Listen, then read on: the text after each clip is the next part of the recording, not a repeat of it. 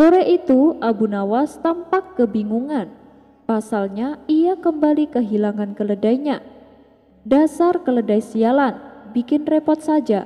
Kalau terus-terusan hilang begini, besok akan kujual, gerutu Abu Nawas. Kemudian ia pun berkeliling kampung untuk mencari keledainya yang kabur itu. Namun setelah ia berjalan ke sana kemari, keledainya masih belum juga ditemukan. Karena sudah merasa lelah, ia memutuskan untuk beristirahat sebentar di depan rumah salah satu warga. Ternyata di rumah tersebut ada sepasang kekasih yang sedang dilanda asmara. Sayup-sayup Abu Nawas mendengar rayuan si lelaki kepada kekasihnya. "Wahai pujaan hatiku, kau adalah segalanya bagiku. Selamanya aku ingin selalu bersamamu." Si wanita pun membalas, "Aku juga mencintaimu, aku tak ingin kehilangan dirimu." Si lelaki tak mau kalah. "Wahai pujaan hatiku, tidakkah engkau tahu, memandangmu itu seperti aku bisa melihat seisi dunia." Mendengar itu, Abu Nawas pun segera menghampiri mereka berdua. "Nah, kebetulan aku sangat butuh bantuanmu," kata Abu Nawas kepada si lelaki. Melihat kedatangan Abu Nawas yang tiba-tiba, tentu saja membuat si lelaki terkejut dan terganggu. "Tuan ini siapa? Dan mau apa datang kemari? Pergilah, jangan ganggu kami," balas si lelaki. "Maaf ya, bukannya aku bermaksud mengganggu kalian berdua, tapi aku sungguh membutuhkan pertolonganmu," timpal Abu Nawas. "Ya sudah, beritahu aku apa yang bisa aku bantu," tanya si lelaki. "Begini, aku telah kehilangan keledaiku. Aku sudah mencarinya kemana-mana, tapi belum juga kutemukan. Nah, sekarang aku minta tolong padamu, beritahu aku di mana keledaiku berada," pinta Abu Nawas. "Mana aku tahu, kenapa kau tanyakan itu padaku?" balas si lelaki. "Loh, tadi kamu bilang pada kekasihmu, katanya dengan memandangnya kamu bisa melihat dunia dan seisinya. Makanya aku yakin kamu pasti tahu di mana keledaiku, karena hilangnya kan masih berada di dunia ini," timpal Abu Nawas. Si pemuda menjadi emosi dengan perkataan Abu Nawas ini. "Ngapain juga kamu mengurusi pembicaraanku?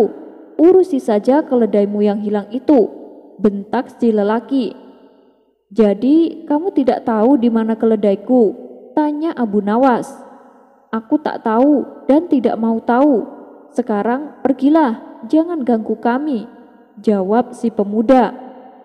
"Masih muda tapi suka berbohong. Bagaimana nanti tuanya?" balas Abu Nawas. "Hei Nona, jangan percaya sama ucapannya itu. Dia itu pembohong," kata Abu Nawas kepada si wanita. Spontan si lelaki bertambah emosi. "Apa maksudmu? Siapa yang berbohong?" ucap si lelaki tidak terima. "Katanya kamu bisa melihat dunia dan seisinya.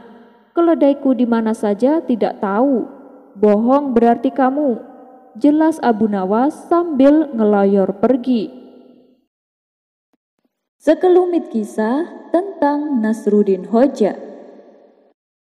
Kisah kali ini adalah seorang sufi yang bernama Nasruddin Hoja. Beliau juga tak kalah lucunya dengan Abu Nawas. Kisah yang pertama, menolong pria yang terjebak di atas pohon. Pada suatu hari, ada seorang pria yang memanjat pohon cukup tinggi. Tak lama kemudian ia berusaha turun, namun ia menyadari hal tersebut tidak mudah dilakukan. Beberapa kali ia mencoba turun, namun tak juga menemukan cara terbaik agar tidak terjatuh ke tanah. Pria itu kemudian meminta bantuan pada orang-orang yang melintas di bawah pohon. Sayangnya tak seorang pun tahu apa yang harus dilakukan untuk membantu pria tersebut. Beberapa orang di sekitar pohon mulai mencoba menolong pria malang itu. Namun tetap saja pria itu terjebak di atas. Kemudian Nasruddin muncul dan melihat kejadian tersebut. Lalu ia menyusun rencana untuk membantu pria malang itu. Muncullah ide di benaknya. Nasrudin segera melemparkan sebuah tali sambil berkata, "Ikatkan tali ini pada pinggangmu." Orang-orang yang berkumpul penasaran dengan apa yang akan dilakukan Nasrudin. Ketika pria itu mengikatkan tali ke pinggangnya, Nasrudin langsung menariknya hingga pria itu jatuh ke tanah dan terluka. Orang-orang yang berada di sekitar kejadian terperanjat dan berteriak, "Hei, apa maksudmu melakukan itu?" tanya mereka. "Aku pernah menyelamatkan nyawa seseorang dengan cara yang sama," jawab Nasrudin. "Apakah kau yakin?" tanya salah satu dari mereka. "Saya yakin sekali, tapi masalahnya aku lupa menyelamatkannya dari sumur atau dari pohon," jawab Nasrudin. Kisah selanjutnya, pindahkan saja. Seorang teman mengeluh kepada Nasrudin karena rumahnya tidak terkena sinar matahari. "Apa ladangmu juga tidak terkena sinar matahari?" tanya Nasrudin. "Kalau ladangku terkena sinar matahari, Nasrudin," jawab kawannya. "Kenapa tidak kau pindahkan saja ladangmu ke rumahmu?" ujar Nasrudin. Kisah selanjutnya, tetanggaku bisa mencium pikiranku.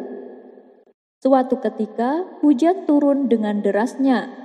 Kala itu Nasrudin tidak punya uang sepeser pun. Lalu ia menghayal tentang sebuah sop yang hangat. "Alangkah nikmatnya bila suasana dingin begini aku mempunyai sop yang hangat." Sedang enak-enaknya melamun, tiba-tiba terdengar pintu rumahnya diketuk. Nasrudin pun bergegas bangkit dan membukakan pintu. Ternyata yang datang anak perempuan tetangganya. "Ada perlu apa, Nak?" tanya Nasrudin. "Ibuku menyuruhku." "Apakah tuan punya sop?" jawab anak tersebut. Mendengar itu Nasrudin terkejut. "Ya Allah, ternyata tetanggaku bisa mencium isi pikiranku. Mulai sekarang aku harus berhati-hati bila akan melamunkan sesuatu," pikir Nasrudin. Kisah selanjutnya, tidak mengenal dirinya sendiri. Entah kenapa tiba-tiba Nasrudin merasa tidak mengenal dirinya sendiri. Langsung saja ia menyusuri jalanan. Siapa tahu ada seseorang yang mengenalnya. Sesampainya di kota, ia melihat banyak sekali orang-orang. Namun karena ia sedang berada di kota asing, tentu saja tidak ada seorang pun yang mengenalnya. Kemudian ia pergi menuju warung di sana. Orang-orang juga tak mengenalnya. Akhirnya Nasrudin memasuki toko yang menjual kayu. Dengan hangat ia disambut si pemilik toko. "Mau pesan apa, Tuan?" tanya si pemilik toko. Nasrudin tak menjawab sepatah kata pun. "Mau pesan meja barangkali, atau mau pesan kursi?" tanya si pemilik toko itu kembali. "Sabar, sabar. Saya ingin bertanya dulu. Apa kau melihat aku saat aku masuk ke dalam tokomu?" tanya Nasrudin. "Iya, tentu saja aku melihatmu," jawab si pemilik toko. "Apa kau pernah melihatku sebelumnya?" tanya Nasrudin. "Sama sekali saya belum pernah melihat Anda," jawabnya. "Lalu kenapa kau tahu kalau yang tadi masuk itu adalah aku?" ucap Nasrudin. Kisah selanjutnya, bulan dan matahari. Suatu ketika kawan Nasrudin bertanya kepadanya, "Hai Nasrudin, menurutmu mana yang lebih berguna, matahari atau bulan?" "Tentu saja bulan lebih berguna," jawab Nasrudin. "Loh, kenapa? Apa alasanmu?" tanya kawannya. "Malam kan gelap, jadi kita butuh sinar. Kalau siang kan memang sudah terang, jadi sebenarnya kita tidak butuh matahari." Kisah selanjutnya, kembalikan sandalku. Suatu hari Nasruddin akan berwudu di tepian sungai. Ia pun melepaskan sandalnya. Setelah selesai berwudu, ia kembali akan mengenakan sandalnya. Tapi naas, sandal yang akan ia pakai jatuh ke sungai dan hanyut terbawa air. Dengan geram, Nasruddin berteriak, "Dasar sungai pelit, baiklah aku kembalikan airmu, tapi tolong kembalikan juga sandalku." Kisah selanjutnya. Seorang tetangga Nasruddin telah lama bepergian jauh ke negeri Eropa, di mana budaya di sana berbeda jauh dengan budaya timur. Ketika ia pulang ke kampung halaman, ia menceritakan pengalaman-pengalaman aneh di negeri tersebut. "Hai Nasruddin, kau tahu tidak, ada sebuah negeri yang aneh di sana. Udaranya sangat panas sehingga tak seorang pun yang mau memakai pakaian, baik wanita maupun laki-laki. Mereka semuanya telanjang," ujar tetangganya kepada Nasruddin. Mendengar itu, Nasruddin berkata, "Kalau di sini kan semuanya memakai baju. Dari baju yang dikenakannya itulah kita bisa tahu mana yang laki-laki dan mana yang perempuan. Kalau di sana semua orang tidak pakai baju, lalu bagaimana caranya membedakan mana perempuan, mana laki-laki?" tanya Nasruddin. Kisah selanjutnya. Menjual sapi. Nasruddin hendak menjual sapi perahnya, sebab susu yang dihasilkan sangat sedikit. Ia pun pergi ke pasar dan menawarkan sapinya.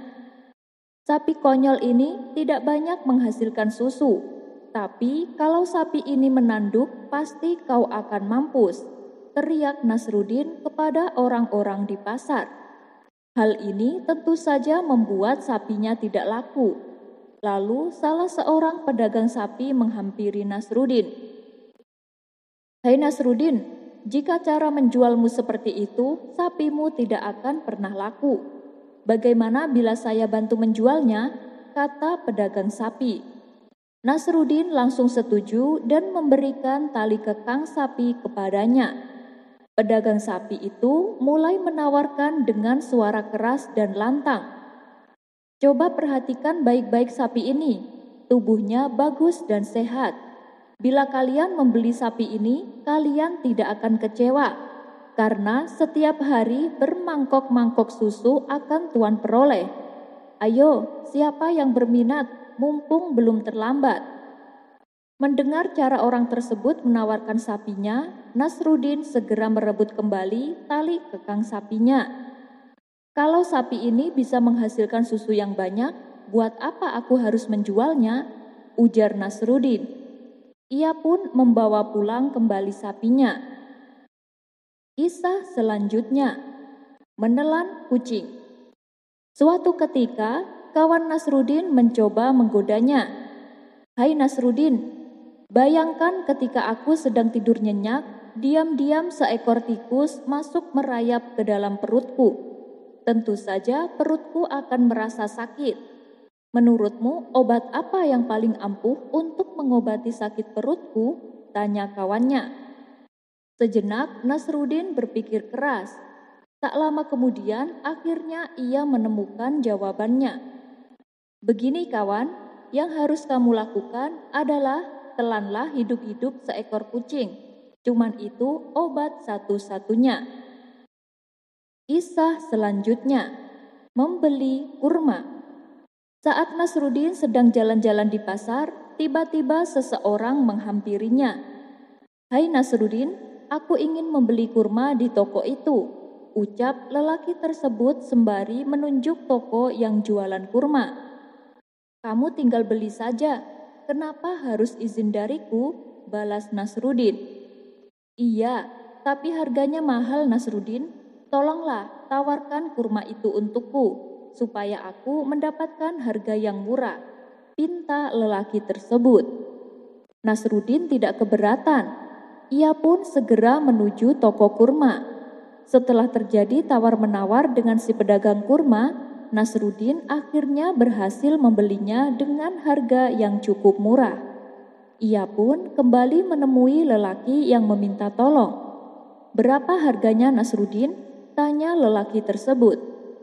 "Syukurlah, setelah saya bersusah payah membujuk dan meyakinkan si penjual, saya akhirnya berhasil membelinya dengan harga yang murah," balas Nasrudin. "Terima kasih Nasrudin, kau telah menolongku," kata lelaki itu. "Tetapi aku punya sedikit hajat dan aku yakin kamu tidak keberatan membantuku," ucap Nasrudin. "Oh, tentu saja, aku bersedia membantumu dengan senang hati. Katakan, apa hajatmu?"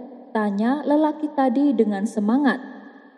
"Begini, aku kan telah bersusah payah menawar kurma yang kamu sukai, dan aku juga berhasil membelinya dengan harga yang cukup murah. Aku rasa belum terlambat kalau aku ingin membeli kurma ini untukku sendiri. Aku harap Anda tidak keberatan dengan keinginanku," ujar Nasrudin. Kisah selanjutnya, menyelamatkan bulan. Suatu ketika saat bulan puasa, seperti biasa sehabis sholat isya, ia mengerjakan sholat tarawih di masjid bersama para jamaah lainnya. Sepulangnya dari sholat tarawih, ia berjalan melintasi sebuah sumur. Iseng-iseng Nasrudin melongok ke dalam sumur itu.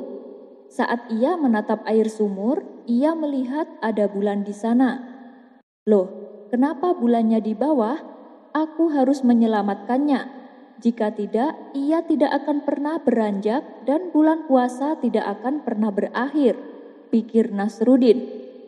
Akhirnya, ia mendapatkan seutas tali yang cukup panjang.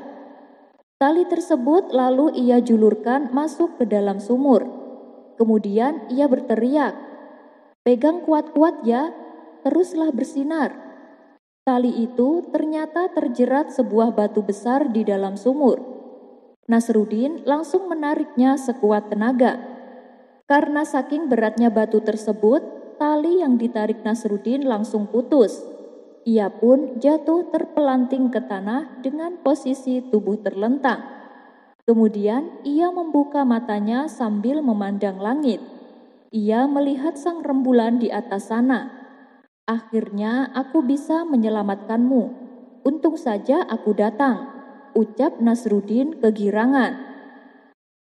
Kisah selanjutnya, sop bebek. Ketika Nasrudin jalan-jalan ke sebuah danau, ia melihat banyak sekali bebek sedang berenang.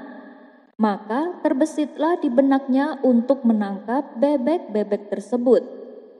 "Alangkah lezatnya kalau bebek itu aku jadikan sop," pikir Nasrudin. Nasrudin berkali-kali mencoba menangkapnya, namun selalu gagal. Akhirnya semua bebek terbang meninggalkan danau tersebut. Lalu Nasrudin mencelupkan beberapa potong roti ke dalam air danau dan kemudian melahapnya. Beberapa orang yang melihat itu bertanya kepada Nasrudin, "Apa yang sedang kamu lakukan?" Dengan entengnya Nasrudin menjawab, "Aku sedang makan sop bebek." Kisah selanjutnya, menjual ayam. Suatu ketika Nasrudin jalan-jalan ke pasar burung. Di sana ia melihat ada seekor burung dijual dengan harga yang cukup mahal. Dia pun berpikir, beruntung sekali penjualnya dengan harga semahal itu. Maka timbul keinginan Nasrudin untuk menjual ayamnya. Pada hari berikutnya, Nasrudin membawa ayamnya ke pasar. Dia menunggu pembeli yang mau membayar mahal. Akan tetapi tidak ada satupun yang berminat. Rata-rata mereka hanya menawarnya di bawah 5 dirham. Nasrudin pun menjadi kecewa. Ia lalu meluapkannya kepada orang-orang di pasar. "Apa-apaan ini? Kemarin aku melihat ada seekor burung bisa laku sampai 12 dirham. Tetapi ayam milikku yang begini indah dan ukurannya juga jauh lebih besar, tapi ditawar hanya 5 dirham. Seseorang kemudian menghampiri Nasrudin dan berkata, "Tenang Nasrudin, kamu salah paham. Burung yang kemarin dijual itu bukan burung biasa seperti yang Anda kira. Burung itu adalah burung beo. Keistimewaan burung beo itu bisa bicara seperti manusia. Sejenak Nasrudin terdiam mendengar penjelasan tersebut. Ia pun kembali mengamati ayam miliknya. Kalau burung itu bisa bicara, ayamku ini malah bisa berpikir. Dia tahu mana ayam betina dan mana ayam jantan, ucap Nasrudin. Kisah selanjutnya. Aku kira kamu adalah aku. Suatu hari, Nasrudin bertemu seseorang yang belum pernah dikenalnya sama sekali. Tetapi Nasrudin berbicara kepadanya sangat akrab. Bahkan ia sampai bercanda segala, seolah-olah mereka teman akrab yang sudah lama tidak bertemu. Namun ketika orang asing itu hendak pergi, Nasrudin bertanya, "Maaf kawan, aku belum mengenal Anda. Siapa sebenarnya Anda?" Orang asing itu menjawab, "Kalau begitu, mengapa Anda berbicara akrab padaku seolah-olah kita sudah kenal lama?" "Oh, begini kawan. Karena aku melihat sorban dan jubah yang kamu kenakan mirip sekali dengan punyaku. Jadi aku kira Anda adalah aku," ujar Nasrudin. Kisah selanjutnya.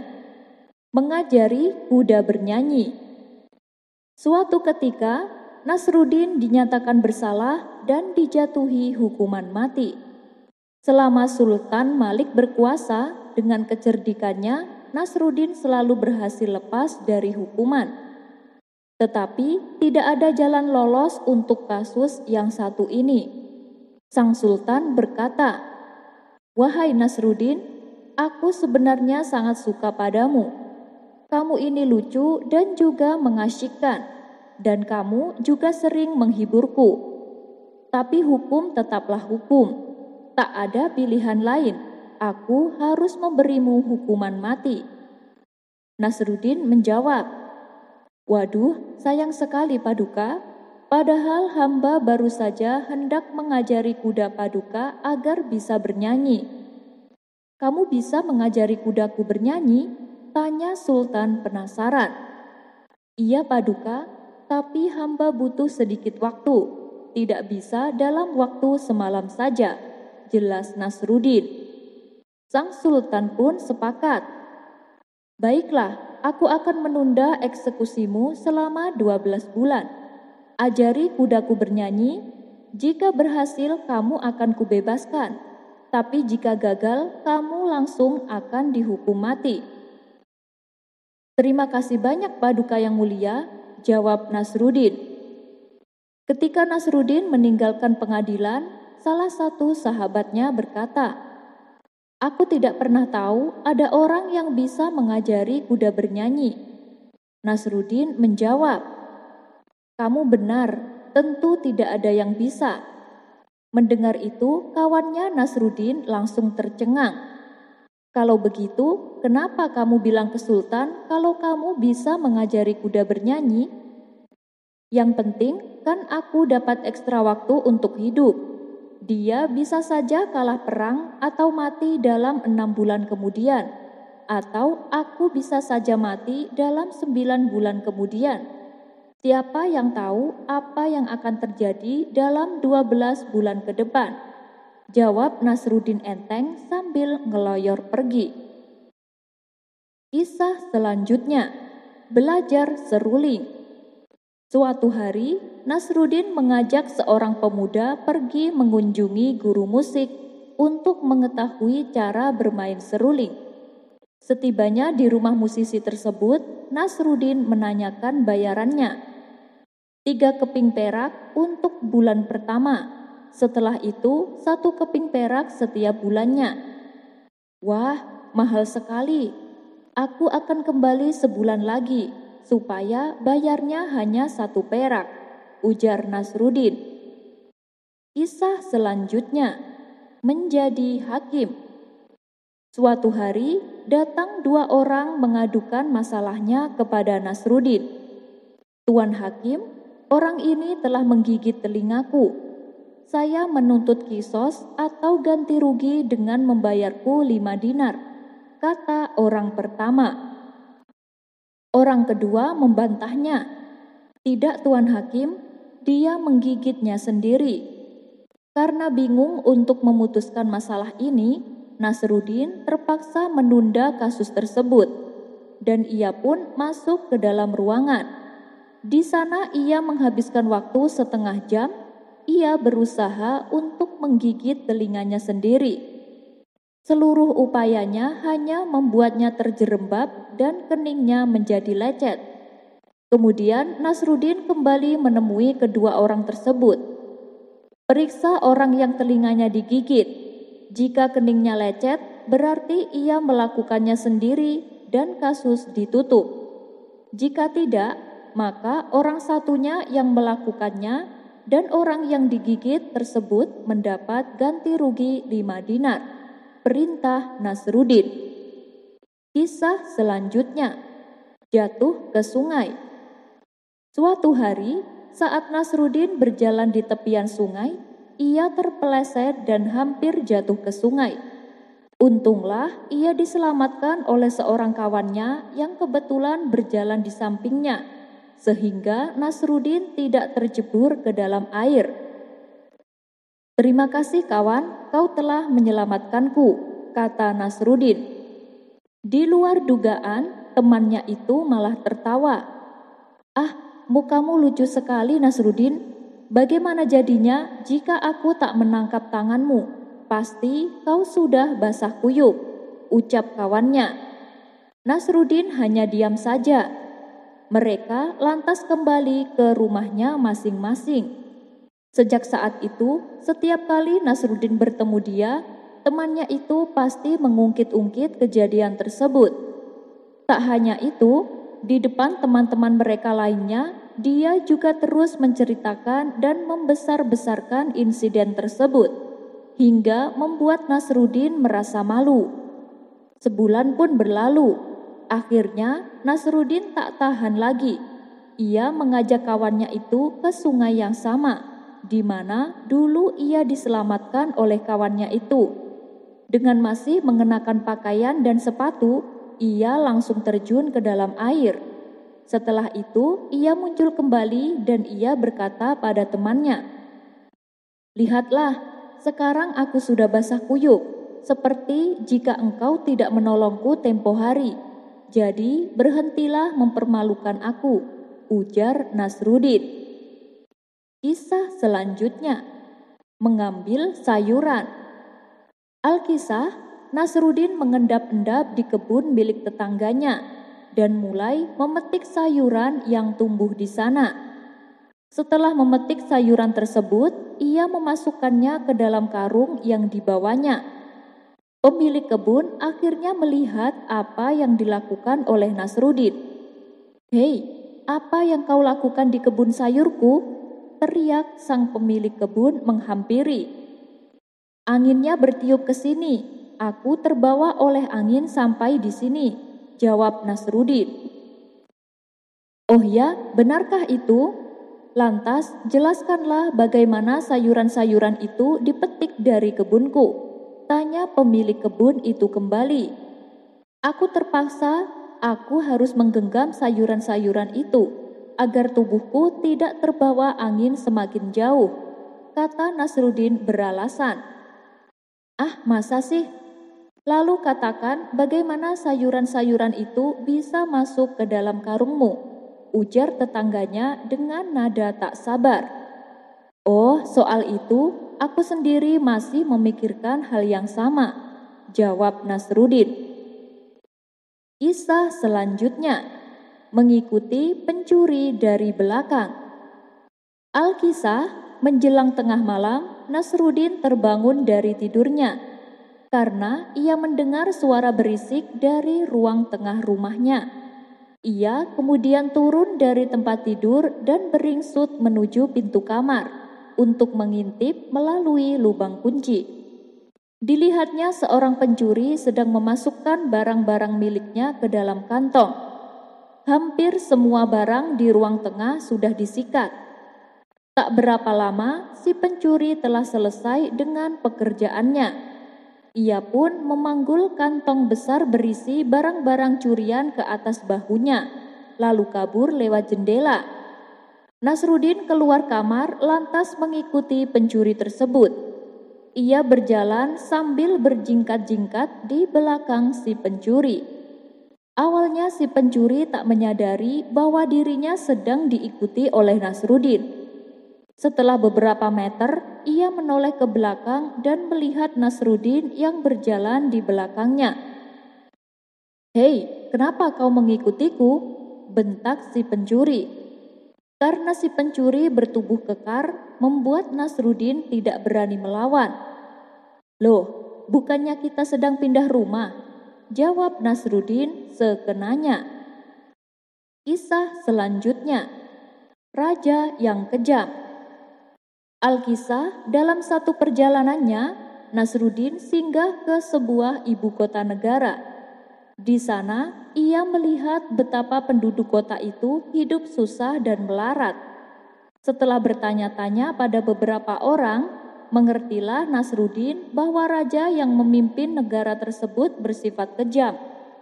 Sang raja kerap memungut pajak tinggi, namun tak memikirkan kesejahteraan rakyatnya. Nasrudin lalu mengatakan pada para penduduk bahwa ia bisa menguasai bahasa burung. Kabar menghebohkan itu segera saja menyebar ke seluruh ibu kota hingga sampai ke istana. Sang raja yang akhirnya mendengar kabar itu menjadi begitu penasaran. Maka dipanggillah Nasrudin ke istana. Saat itu kebetulan ada seekor burung hantu yang sering berteriak di dekat istana. Bertanyalah sang raja pada Nasrudin, "Coba katakan apa yang diucapkan burung hantu itu." "Waduh, bahaya Paduka," burung itu mengatakan, "jika raja tidak berhenti menyengsarakan rakyatnya, maka kerajaannya akan segera runtuh seperti sarangnya," jawab Nasrudin. Kisah selanjutnya, Alkisah, tentara timur menjara seluruh Asia Tengah, dan desas-desusnya adalah bahwa tentara timur sedang menuju desa Nasrudin. Mendengar hal itu, Nasrudin dalam khutbah Jumatnya menyerukan kepada para jamaah, "Mari kita semua berdoa untuk kematian tentara timur yang timpang sebelum dia datang." Semua penduduk desa mengucapkan amin dengan lantang. Tiba-tiba seorang pria berdiri dari para jamaah. Ia pun lalu bertanya, "Apakah Anda pernah melihat tentara timur?" Nasrudin menjawab, "Tidak, dan aku juga tidak pernah melihatmu sebelumnya." Laki-laki itu berkata, "Kamu benar, karena saya adalah komandan tentara timur." Sontak Nasrudin terkejut. Begitu pula semua penduduk desa. Tapi dengan tenang, Nasrudin melanjutkan khotbahnya. "Mari kita berdoa sekali lagi, kali ini untuk jenazah kita." Mendengar itu, komandan tentara timur menjadi heran. "Dasar bodoh, kenapa kamu berdoa untuk jenazahmu sendiri?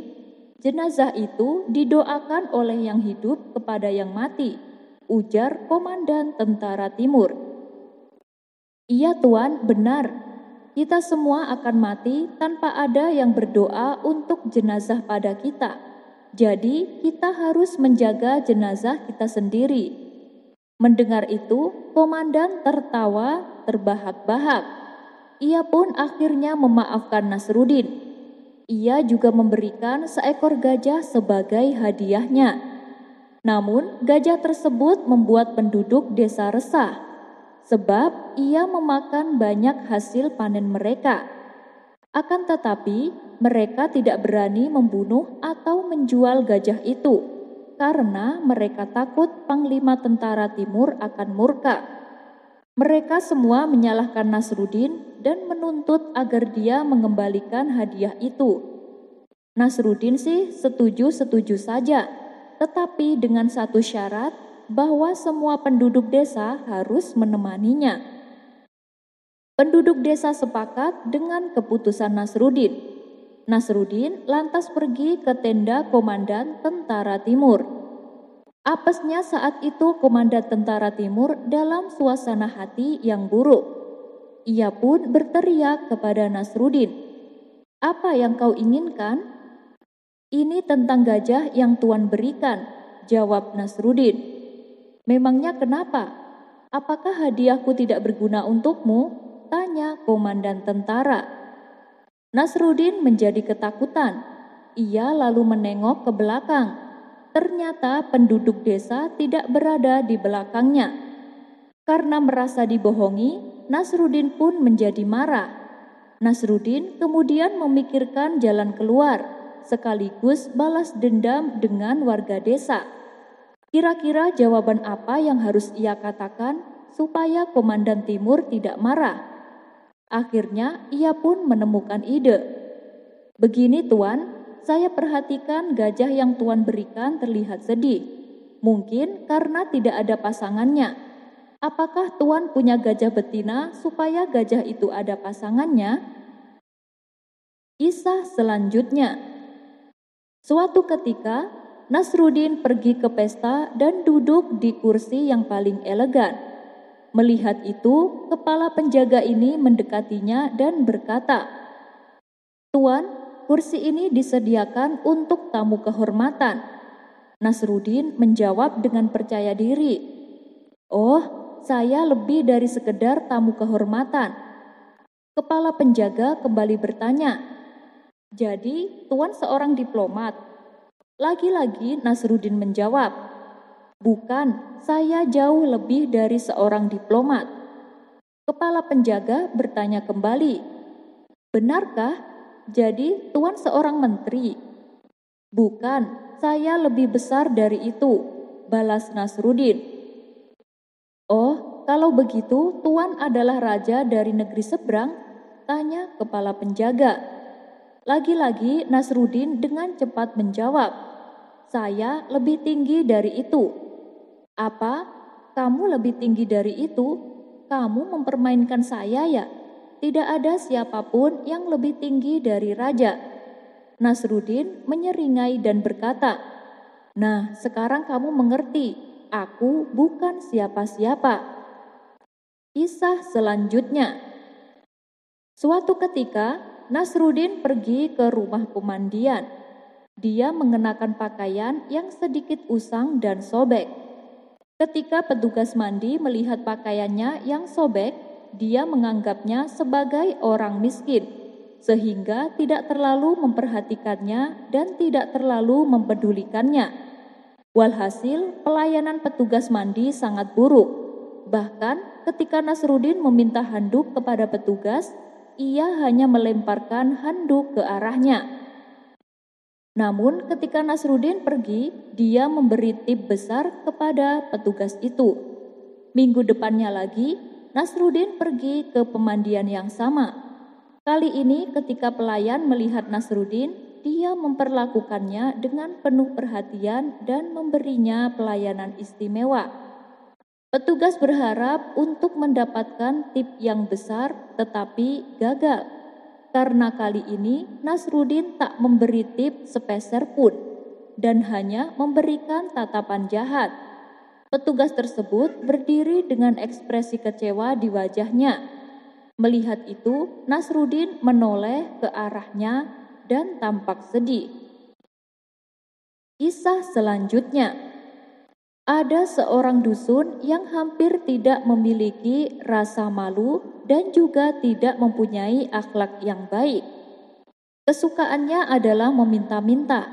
Ia tidak akan meninggalkan rumah seseorang sebelum memperoleh sesuatu, baik berupa pakaian maupun berupa makanan. Akan tetapi, dia tidak akan merasa sakit hati ataupun kecewa apabila diusir dan tidak dipenuhi permintaannya. Berkali-kali dia membuat kaget Nasrudin.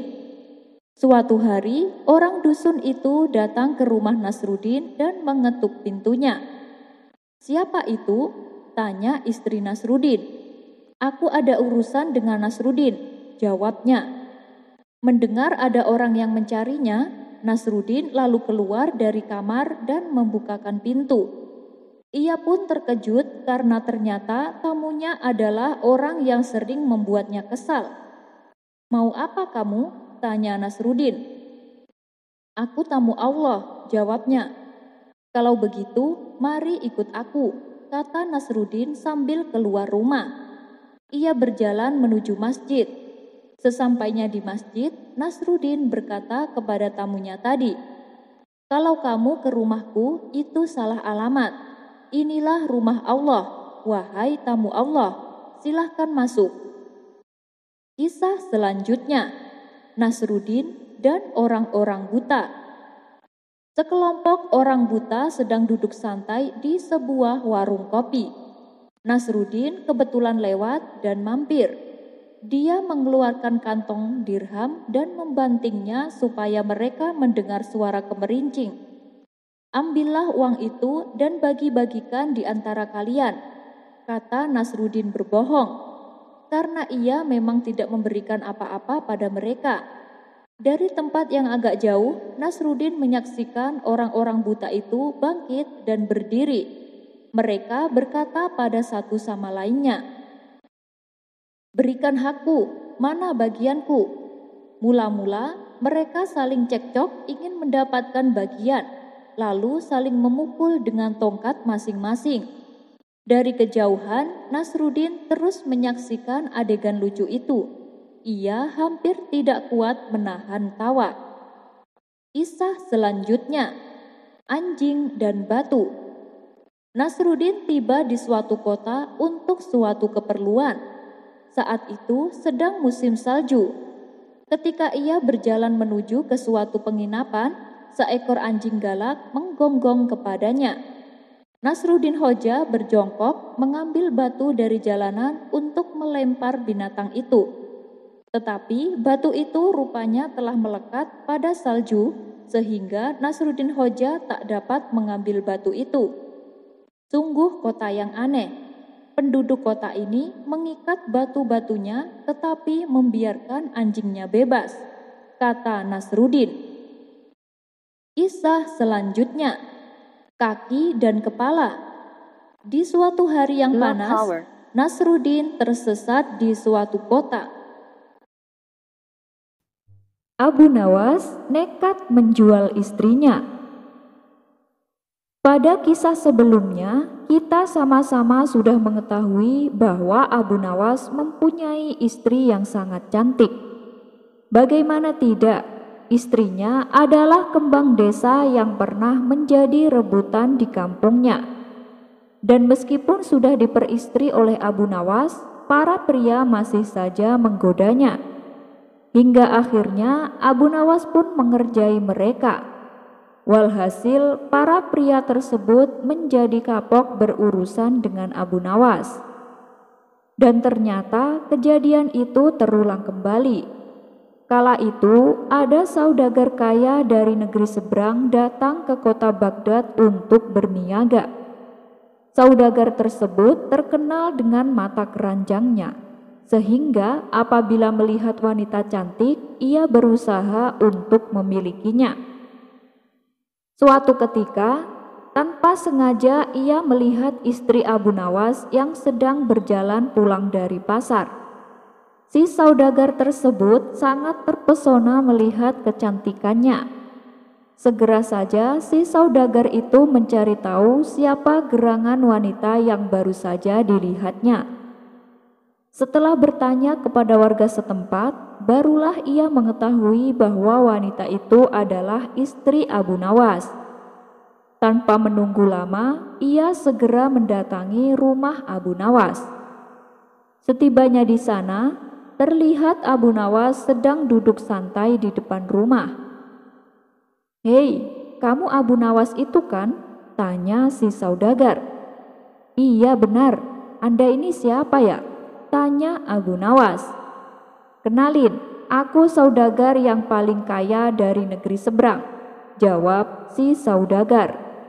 "Oh, dari mana kau tahu namaku? Padahal aku tidak mengenalmu." "Terus apa keperluanmu datang kemari?" Tanya Abu Nawas kembali. Begini Abu Nawas, aku perhatikan kehidupanmu itu susah. Rumahmu juga kecil dan jelek lagi. Aku punya tawaran untukmu supaya hidupmu menjadi kaya, kata si saudagar. Oh ya, apa itu tawarannya? Tanya Abu Nawas. Begini, istrimu kan cantik, kasihan dia tinggal di rumah jelekmu ini. Kalau kamu bersedia, ceraikan dia dan aku akan menikahinya. Dan jangan khawatir, sebagai imbalannya aku akan memberimu emas sebesar berat badan istrimu, kata si saudagar. Mendengar hal itu, spontan Abu Nawas menjadi emosi dan ingin segera memukulnya. Akan tetapi, ia berusaha menahan emosinya. Abu Nawas pun hanya terdiam sembari menghela nafas. Gimana Abu Nawas? Kamu masih bingung ya? Baiklah, begini saja. Bagaimana kalau emasnya aku beri 2 kali lipat dari berat badan istrimu? Tanya si saudagar. Menyadari tamunya adalah saudagar mata keranjang, muncullah di benak Abu Nawas untuk mengerjainya. Kemudian ia berkata kepada saudagar kaya, ya kalau aku sih setuju-setuju saja, tapi tunggu ya. Bener nih Abu Nawas, lalu aku tunggu sampai kapan? Gak lama kan? Tanya si saudagar tak sabar. Tunggu sampai istriku berat badannya menjadi 1 kintal. Lumayan kan, aku bisa mendapatkan emas 2 kintal, jawab Abu Nawas. Lah, itu sih percuma. Mana mungkin aku mau istri berbadan besar, gerutu si saudagar. Lantas ia pun pergi meninggalkan rumah Abu Nawas. Sementara Abu Nawas tertawa terkekeh-kekeh melihat reaksi saudagar kaya tersebut. Kisah selanjutnya. Memiliki istri yang cantik adalah ujian. Jika istri kita cantik, maka letak ujiannya ada pada bagaimana menasehatinya agar senantiasa menjaga kecantikan itu dari fitnah. Dan jika tak bisa disebut cantik, maka tugas seorang suami adalah menasehatinya agar senantiasa bersabar dan mencintainya dengan tulus, bahwa Allah Ta'ala tak melihat fisik, melainkan apa yang ada di dalam hati. Abu Nawas memiliki istri yang teramat cantik. Ia adalah kembang desa, karenanya berhasil mempersuntingnya adalah karunia sekaligus ujian. Karunia sebab tak semua lelaki sekelasnya mendapatkan istri secantik itu. Dan ujian sebab ia harus menghadapi makar dan godaan laki-laki mata keranjang di kampungnya. Dan benar saja, setelah menikah dengan Abu Nawas beberapa bulan, istrinya pulang dari pasar seraya menekuk wajah dan murung. Sang suami pun mendekatinya seraya bertanya, "Apa yang terjadi istriku? Mengapa wajahmu sekecut itu?" Sang istri pun mengisahkan apa yang dialaminya. Katanya, dimanapun ia berada selalu saja ada laki-laki yang menggodanya. Saat pergi belanja ke pasar ataupun keperluan di tempat lainnya. Mendengar penuturan istrinya, Abu Nawas tak menjawab. Selepas memberikan perhatian secukupnya, Abu Nawas pun segera undur diri. Rupanya Abu Nawas menemukan solusi untuk mengatasi laki-laki yang menggoda istrinya. Ia pun pergi ke pasar untuk membeli ubi-ubian dan bahan makanan lainnya. Usai berbelanja, Abu Nawas pun langsung mempersiapkan undangan sembari memasak hidangan. Ia mengundang semua laki-laki di kampungnya. sebab yang mengundang adalah Abu Nawas dan di rumahnya ada sosok wanita yang cantik. Laki-laki di kampungnya pun berbondong-bondong menghadiri undangan. Sesampainya di rumah Abu Nawas, dihidangkanlah makanan dari ubi-ubian yang telah diberi pewarna merah, hitam, coklat, putih, dan sebagainya. Tak perlu waktu lama, para tamu pun langsung menikmati hidangan dengan antusias. Mereka juga berhasrat menikmati makanan dengan warna yang berbeda-beda. Ternyata dari banyak warna itu, rasanya sama saja. Hingga mereka pun saling berbisik menanyakan rasa hidangan yang dimakan. Lama mereka berada di rumah itu, dan hidangan pun hampir habis. Salah satu di antara mereka memberanikan diri untuk bertanya kepada Abu Nawas. "Hei Abu Nawas, kami kan sudah lama di sini, namun kau tak menyampaikan apapun. Jadi apa tujuanmu mengumpulkan kami?"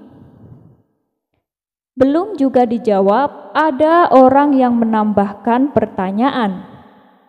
"Terus, kenapa makanan yang kau hidangkan ini rasanya sama semua, padahal warnanya tuh beda-beda?" Setelah menghirup nafas sejenak, Abu Nawas pun angkat bicara.